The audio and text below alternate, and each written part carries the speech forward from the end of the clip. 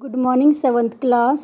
Today we will start our new chapter of science, that is chapter number 4, heat. Means today we will study about heat. Okay, so let's start. Heat, it is form of energy which makes any object hot or cold. एक energy ਦੀ farm ਹੁੰਦੀ ਹੈ ਰਜੇ ਜੋ ਕਿਸੇ object ਨੂੰ ਜਾਂ hot ਕਰ ਦਿੰਦੀ ਹੈ ਜਾਂ ਕੋਲਡ ਕਰ ਦਿੰਦੀ ਹੈ। ਠੀਕ ਹੈ, ਟਰਾਂਸਫਰ ਹੋ ਜਾਂਦੀ ਹੈ ਜਦੋਂ ਕੋਲਡ ਕਰਦੀ ਹੈ ਹੌਟ ਆਬਜੈਕਟ ਨੂੰ। ਕੋਲਡ ਕਿਵੇਂ ਕਰਦੀ ਹੈ, ਉਹ ਚੋਂ ਟਰਾਂਸਫਰ ਹੋ ਕੇ ठीक है कोल्ड वाल चली जाती है क्योंकि ये हमेशा हॉट टू कोल्ड ट्रैवल करती है जी। ठीक है, next is temperature, it is degree of hotness of an object.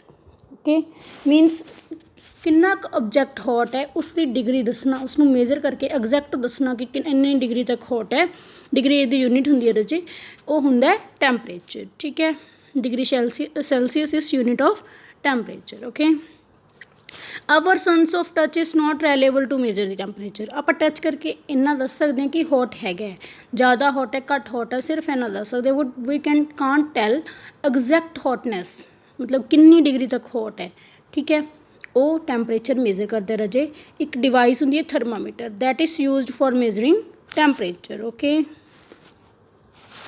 Next is heat is cause of temperature. Temperature नू किमें हुंदा है कॉज, मतलब ठीक है वह कॉज की है टैंपरेचर का, हॉटनेस का कॉज की है, that is heat. Okay, next is clinical thermometer. दो टाइप के थर्मामीटर होंगे रजे जो टैंपरेचर को मेजर करने लिए यूज़ होंगे, clinical and laboratory thermometer. Okay, clinical thermometer is use to measure our body temperature. जोड़ा क्लिनिकल होंगे means it is available in clinics. ठीक है, डॉक्टर्स को होंगे रजे ये। ठीक है, ये की कर देगा अपनी बॉडी का टैंपरेचर मेजर कर देगा। ठीक है, इसकी रेंज होंगी है रजे 35 टू 42 डिग्री सैल्सीयस। ठीक है, फॉर अदर परपस वो use laboratory thermometer. Other purpose लिए लैबोरेटरी थर्मामीटर यूज़ किया जाता है। उसकी रेंज होंगी है रजे -10 डिग्री तो 110 डिग्री सैल्सीयस। डिग्री सैल्सीयस जो पिछे लिखा दैट इज़ यूनिट, जिमें एरिया की यूनिट होंगी है सेंटीमीटर स्केयर या पैरीमीटर की ला लो, सेंटीमीटर मीटर पिछे लिखते हैं ना, उमें जो टैंपरेचर की मेजरमेंट करनी है तो डिग्री सैल्सीयस इसकी यूनिट होंगी है रजे। ठीक है, जोड़ा क्लिनिकल थर्मामीटर होंगे तो लैबोरेटरी थर्मामीटर होंगे, in this thermometers mercury is used. Mercury एक नॉन मैटल है रजे, वो इन्ना थर्मामीटर्स के यूज़ किया जाता है। मतलब उही जिथे वो रुक जाते ना उस जगह पर आप टैंपरेचर मेजर कर लें, वो फ्लो करता रहता ट्यूब के। I am going to show you thermometers. हाँ जी, देखो क्लिनिकल है ये। ठीक है, इसकी रेंज 35 टू 42 डिग्री सैल्सीयस है। ठीक है, ये मरकरी होंगे, जी आह वाली रजे ट्यूब होंगी ना, इस मरकरी पाया होंगे। इन्होंने दोनों थर्मामीटर्स के एको ही डिफरेंस है। जोड़ा क्लिनिकल होंगे मीनस डॉक्टर को होंगे जो, वो इदा बेंड जा आ जाता एंड पर। ठीक है, ये किनक कह देंगे चीज़ को, किनक मतलब बेंड आ जाना, दैट इज़ कॉल्ड किनक।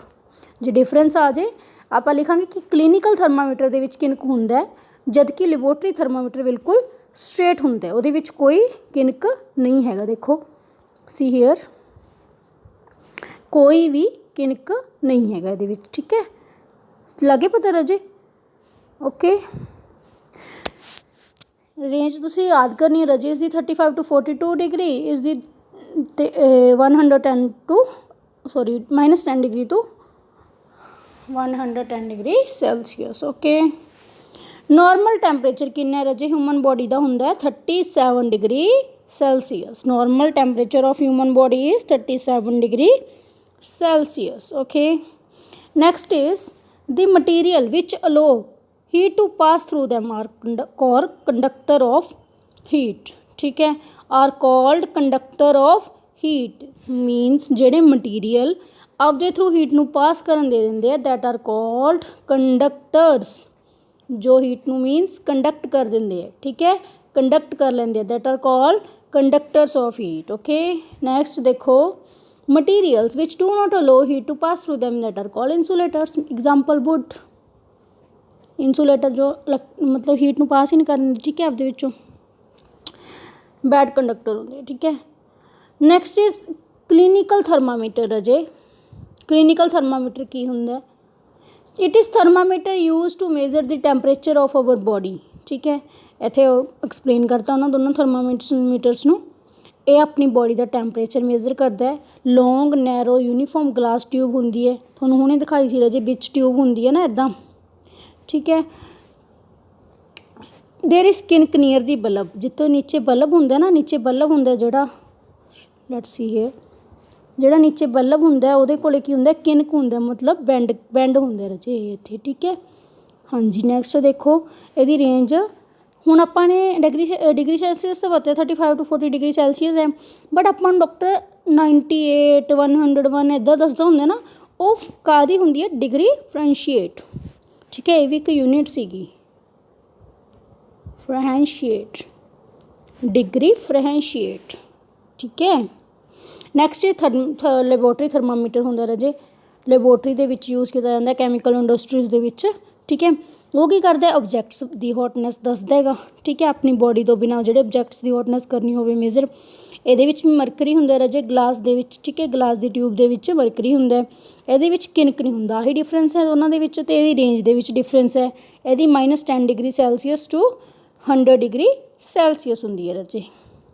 ਠੀਕ ਹੈ, ਨੈਕਸਟ ਦੇਖੋ ਰਾਜੇ, ਸੀ ਬਰੀਜ਼। ਇਹ sea breeze, land breeze most important ਨੇ। ਬਰੀਜ਼ ਮੀਨਸ ਹਵਾ। ਠੀਕ ਹੈ, ਬਰੀਜ਼ ਮੀਨਸ ਹਵਾ।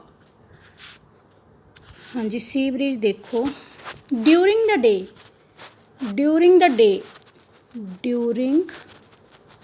ਦ day land heat up faster than sea. ਦਿਨ ਦੇ ਟਾਈਮ ਕਹਿੰਦੇ ਜਿਹੜਾ ਲੈਂਡ ਹੁੰਦਾ ਬੀਚ ਦੇ, ਮਤਲਬ ਬੀਚ ਕਹਿ ਦਿੰਦੇ, ਉੱਥੇ ਦੇਖ ਲਓ, ਉੱਥੇ ਵਾਲਾ ਲੈਂਡ ਸਮਝ ਲਓ। ਠੀਕ ਹੈ, ਸੀ ਦੇ ਕੋਲੇ ਜਿਹੜਾ ਲੈਂਡ ਹੁੰਦਾ ਦਿਨ ਦੇ ਟਾਈਮ ਉਹ ਹੀਟ ਹੁੰਦਾ। ਠੀਕ ਹੈ, ਸੀ ਤੋਂ ਪਹਿਲਾਂ ਹੀਟ ਅਪ ਹੋ ਜਾਂਦਾ। ਠੀਕ ਹੈ, ਜ਼ਿਆਦਾ ਹੀਟ ਕੌਣ ਹੁੰਦਾ ਦਿਨ 'ਚ, ਡੇ ਟਾਈਮ ਦੇ ਵਿੱਚ ਲੈਂਡ ਜ਼ਿਆਦਾ ਹੀਟ ਹੁੰਦਾ। ਠੀਕ ਹੈ, ਜਿਹੜੀ ਵਾਰਮ ਏਅਰ ਹੁੰਦੀ ਹੈ ਲੈਂਡ ਦੇ ਉੱਪਰ, ਉਹ ਰਾਈਜ਼ ਕਰਨਾ ਸ਼ੁਰੂ ਕਰ ਦਿੰਦੀ ਹੈ। ਠੀਕ ਹੈ, ਅਤੇ ਕੋਲਡ ਏਅਰ ਹੁੰਦੀ ਹੈ ਜਿਹੜੀ ਸੀ ਦੇ ਵਿੱਚ, ਉਹ ਆ ਕੇ ਉਸਦੀ ਜਗ੍ਹਾ ਲੈ ਲੈਂਦੀ ਹੈ। ਠੀਕ ਹੈ, warm air from land move toward the sea to complete the cycle. This produces a sea breeze from sea to land. ਠੀਕ ਹੈ, ਦਿਨ ਦੇ ਟਾਈਮ ਹੋਊਗੀ ਸੀ ਬਰੀਜ, ਰਾਤ ਦੇ ਟਾਈਮ ਹੋਊਗੀ land breeze. I am going to show you picture of this. See here ਬੱਚੇ, sea ਬਰੀਜ ਦੇਖੋ, ਡੇ ਟਾਈਮ ਸ਼ੋ ਕੀਤਾ ਹੋਇਆ ਨਾ, ਦੇਖੋ।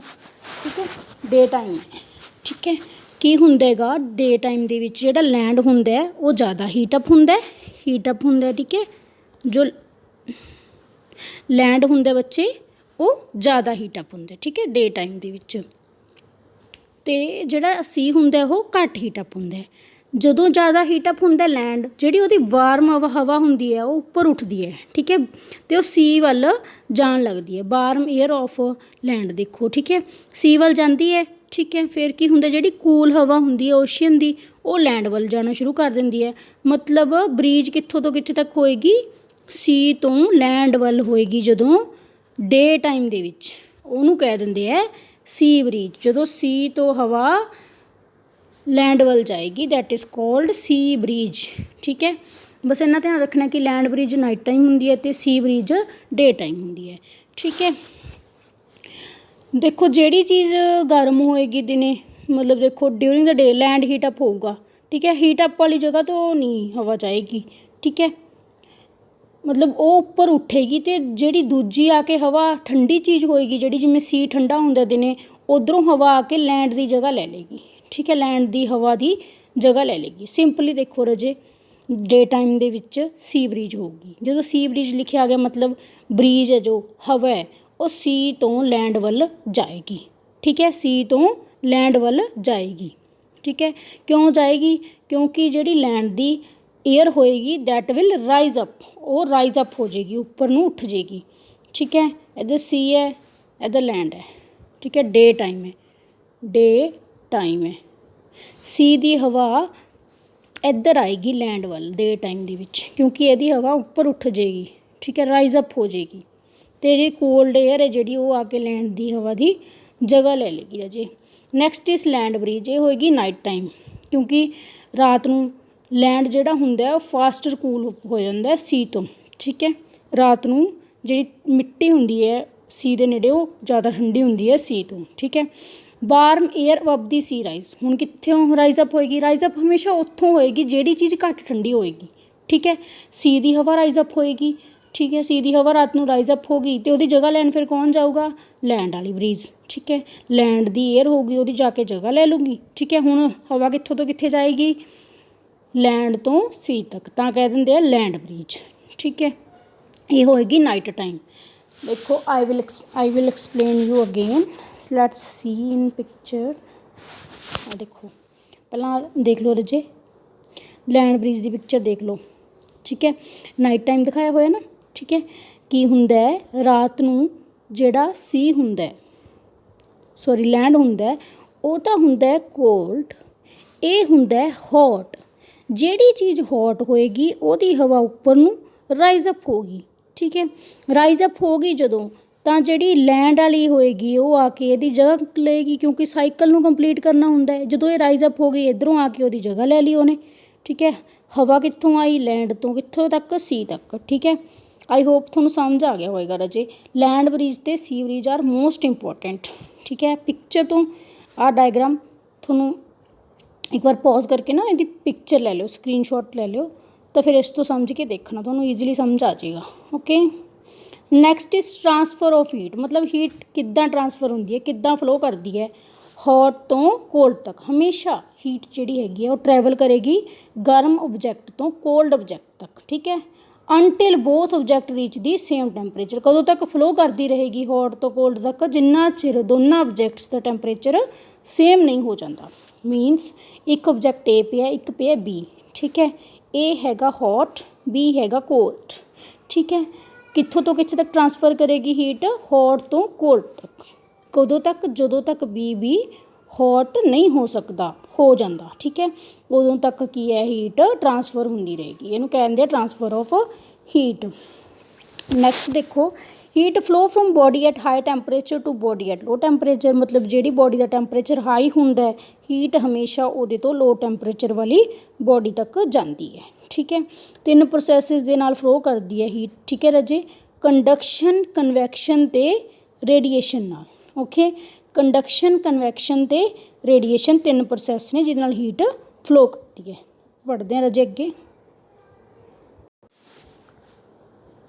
ਹਾਂਜੀ, ਫਸਟ ਇਜ਼ ਕਨਵੈਕਸ਼ਨ।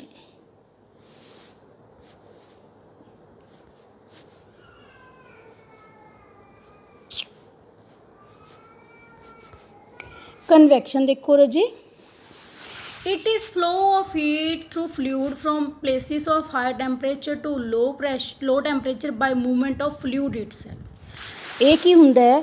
ਫਲੋ ਕਰਦੀ ਹੈ ਹੀਟ ਇੱਕ ਪਲੇਸ ਤੋਂ ਦੂਜੀ ਤੱਕ, ਹਾਇਰ ਵਾਲੀ ਪਲੇਸ ਤੋਂ ਲੋ ਤੱਕ। ਫਲੂਇਡ ਹੁੰਦਾ ਜਿਹੜਾ ਫਲੂਇਡ ਦੇ ਥਰੂ ਫਲੋ ਕਰੇਗੀ, ਉਹ ਫਲੂਇਡ ਖੁਦ ਵੀ ਮੂਵਮੈਂਟ ਕਰੇਗਾ। ਕਿਹਦੇ ਵਿੱਚ? ਕਨਵੈਕਸ਼ਨ ਦੇ ਵਿੱਚ ਫਲੂਇਡ ਖੁਦ ਵੀ ਮੂਵਮੈਂਟ ਕਰੇਗਾ, ਓਕੇ ਬੱਚੇ। ਹਾਂਜੀ ਬੱਚੇ, ਆਪਣਾ ਕਨਵੈਕਸ਼ਨ ਰੀਡ ਕਰ ਲਿਆ ਨਾ। It is flow of heat from high temperature to low temperature by the movement of fluid itself, ਠੀਕ ਹੈ। ਨੈਕਸਟ ਹੈ ਰਜੇ ਕੰਡਕਸ਼ਨ। ਦੇਖੋ ਕੰਡਕਸ਼ਨ ਪੜ੍ਹੋ ਰਜੇ, ਠੀਕ ਹੈ। It is process by which heat is transferred from hot end of to colder end of the object. ਇੱਕ object ਦੇ ਵਿੱਚ ਹੀ ਹੁੰਦੀ ਹੈ ਕੰਡਕਸ਼ਨ। ਹੌਟ ਐਂਡ ਤੋਂ ਕਿੱਧਰ ਹੈ ਹੀਟ ਜਾਣੀ ਸ਼ੁਰੂ ਕਰ ਦਿੰਦੀ ਹੈ? ਕੋਲਡ ਐਂਡ ਵੱਲ, ਠੀਕ ਹੈ। ਜਿਵੇਂ ਕੋਈ ਇੱਕ ਆਪਾਂ ਕੁੱਕ ਕਰ ਰਹੇ ਹਾਂ ਕੋਈ ਚੀਜ਼ ਪੈਨ ਦੇ ਵਿੱਚ, ਉਹਦੇ ਵਿੱਚ ਆਪਾਂ ਸਪੂਨ ਰੱਖਤਾ ਰਾਜੇ, ਠੀਕ ਹੈ। ਕੁਕਿੰਗ ਹੋ ਰਹੀ ਹੈ, ਮਤਲਬ ਇਹ ਹੀਟ ਹੈ ਇਹਦੇ ਵਿੱਚ। ਕੋਈ ਆਪਾਂ ਕਹਿ ਸਕਦੇ ਹਾਂ ਕਿ ਕੁੱਕ ਕਰ ਰਹੇ ਵੈਜੀਟੇਬਲ, ਉਹ ਪੂਰੀ ਗਰਮ ਹੈ, ਨੀਚੇ ਹੀਟ ਚੱਲ ਰਹੀ ਹੈ, ਠੀਕ ਹੈ। ਤਾਂ ਜੋ ਚਮਚ ਹੈ, ਸਪੂਨ ਹੈ, ਉਹ ਵੀ ਗਰਮ ਹੋ ਜਾਂਦਾ ਨਾ ਕਈ ਵਾਰ ਜਦੋਂ ਵਿੱਚ ਛੱਡ ਕੇ ਭੁੱਲ ਜਾਈਏ ਗੈਸ ਲੱਗਿਆ ਹੋਵੇ, ਕਿਉਂਕਿ ਹੌਟ ਤੋਂ ਕੋਲਡ ਤੱਕ ਬਹੁਤ ਜਲਦੀ ਫਲੋ ਕਰ ਦਿੰਦੀ ਹੈ। ਪ੍ਰੋਸੈਸ ਹੁੰਦਾ ਕੰਡਕਸ਼ਨ, ਠੀਕ ਹੈ। ਇੱਕ ਹੌਟ ਐਂਡ ਆਫ ਓਬਜੈਕਟ ਤੋਂ ਕੋਲਡ ਐਂਡ ਵੱਲ ਬਹੁਤ ਜਲਦੀ ਹੀਟ ਟਰਾਂਸਫਰ ਕਰ ਜਾਂਦੀ ਹੈ, ਠੀਕ ਹੈ। ਕਨਵੈਕਸ਼ਨ ਦੀ ਐਗਜ਼ਾਮਪਲ ਦੇ ਵਿੱਚ ਏਸੀ ਰੈਫਰੀਜਰੇਟਰ ਆ ਜਾਣਗੇ ਰਾਜੇ, ਠੀਕ ਹੈ। ਰੇਡੀਏਸ਼ਨ ਦੀ ਐਗਜ਼ਾਮਪਲ ਦੇ ਵਿੱਚ ਆ ਜਾਏਗਾ ਸਨ ਤੋਂ ਆਪਾਂ ਨੂੰ ਹੀਟ ਮਿਲਦੀ ਹੈ ਨਾ, ਠੀਕ ਹੈ। ਪੜ੍ਹਦੇ ਹਾਂ ਆਪਾਂ radiation. It is mode of transfer of heat in which energy directly transfer ਹੋ ਜਾਂਦੀ ਹੈ one place to another, directly ਆਉਂਦੀ ਹੈ, ਕੋਈ ਮਟੀਰੀਅਲ ਮੀਡੀਅਮ ਦੀ ਜ਼ਰੂਰਤ ਨਹੀਂ ਹੈਗੀ। ਸਨ ਤੋਂ ਸਿੱਧੀ ਲਾਈਟ ਆਪਣੇ ਤੱਕ ਆਉਂਦੀ ਹੈ, ਠੀਕ ਹੈ। That is example of radiation, okay. ਇਹ ਤਿੰਨੋਂ ਪ੍ਰੋਸੈਸ ਵੀ ਬਹੁਤ ਇੰਪੋਰਟੈਂਟ ਹੈ, conduction, convection and radiation, okay. Next is dark coloured object observe radiation better than light coloured object. ठीक है, देखो ਜਿਹੜੇ ਡਾਰਕ ਕਲਰ ਹੁੰਦੇ ਨੇ ਜਿਵੇਂ ਬਲੈਕ ਕਲਰ ਆ ਉਹ ਬਹੁਤ ਜ਼ਿਆਦਾ ਗੁੱਡ ਓਬਜ਼ਰਵਰ ਹੁੰਦਾ ਹੈ। ਓਬਜ਼ਰਵਰ ਮਤਲਬ ਹੀਟ ਨੂੰ ਬਹੁਤ ਜ਼ਿਆਦਾ ਓਬਜ਼ਰਵ ਕਰਦੇ, ਤਾਂ ਕਰਕੇ ਵੀ ਸਮਰਸ ਦੇ ਵਿੱਚ ਪੀਪਲ ਹੈ ਜਿਹੜੇ ਉਹ ਲਾਈਟ ਕਲੋਥਸ ਪ੍ਰੈਫਰ ਕਰਦੇ ਆ, ਕਿਉਂਕਿ ਲਾਈਟ ਕਲਰਸ ਹੁੰਦੇ ਆ ਜਿਹੜੇ ਉਹ ਰੇਡੀਏਸ਼ਨ ਨੂੰ ਘੱਟ ਓਬਜ਼ਰਵ ਕਰਦੇ ਆ, ਕੰਫਰਟੇਬਲ ਹੁੰਦੀ ਹੈ ਲਾਈਟ ਕਲਰ ਇਨ ਸਮਰ, ਕਿਉਂਕਿ ਡਾਰਕ ਕਲਰ ਹੋਊਗਾ ਜਿੰਨਾ ਜ਼ਿਆਦਾ ਉਨੀ ਜ਼ਿਆਦਾ ਹੀਟ ਓਬਜ਼ਰਵ ਕਰੇਗਾ। ਠੀਕ ਹੈ, next is woollen clothes keep us warm during the winter. Woollen clothes ਆਪਾਂ ਨੂੰ ਕਹਿੰਦੇ ਵਾਰਮ ਕਿਵੇਂ ਰੱਖਦੇ ਹੈਗਾ ਵਿੰਟਰ ਦੇ ਵਿੱਚ, ਕਿਉਂਕਿ ਜਿਹੜਾ ਵੂਲ ਹੁੰਦਾ ਉਹ ਪੂਅਰ ਕੰਡਕਟਰ ਆਫ ਹੀਟ ਹੁੰਦਾ ਹੈ। ਠੀਕ ਹੈ, ਪੂਅਰ ਕੰਡਕਟਰ ਆਫ ਹੀਟ ਹੁੰਦਾ ਹੈਗਾ। And it has air trapped in between the fibre, ਉਹਦੇ ਵਿੱਚ ਏਅਰ ਕੀ ਹੁੰਦੀ ਹੈ, ਟਰੈਪ ਕੀਤੀ ਹੁੰਦੀ ਹੈ ਫਾਈਬਰਸ ਦੇ ਵਿੱਚ। ਠੀਕ ਹੈ ਰਾਜੇ, ਓਕੇ, ਆਈ ਹੋਪ ਤੁਹਾਨੂੰ ਸਾਰਿਆਂ ਨੂੰ ਇਹ ਚੈਪਟਰ ਸਮਝ ਆ ਗਿਆ ਹੋਣਾ। ਸੀ ਬਰੀਜ਼ ਅਤੇ ਲੈਂਡ ਬਰੀਜ਼ ਦੋਨੋਂ ਦਾ ਡਿਫਰੈਂਸ, ਐਂਡ ਕਲੀਨਿਕਲ ਅਤੇ ਲੈਬੋਰਟਰੀ ਥਰਮਾਮੀਟਰ ਦਾ ਡਿਫਰੈਂਸ। ਇਸ ਚੈਪਟਰ ਦੇ ਵਿੱਚ ਇਹ ਦੋ ਡਿਫਰੈਂਸ ਬਹੁਤ ਜ਼ਿਆਦਾ ਇੰਪੋਰਟੈਂਟ ਹੈ ਰਾਜੇ। Okay, okay students.